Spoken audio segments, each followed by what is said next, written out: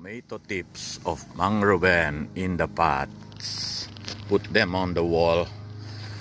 Less rain, less wind, but enough sunshine. And it is important also that you have to pull out those shooters right there. Shooters, or we call it a branches or suckers. And you have to cut the leaves on the bottom also, like this. Yeah. Okay. Do not overwater. Water them only when they dry. Yeah, look at they. That way you get a better result. Now look what we got.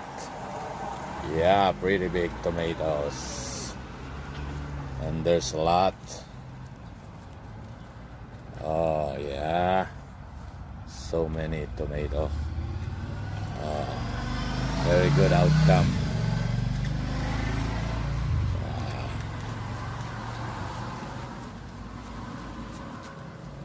Yeah, tomato tips of Mang Ruben is good.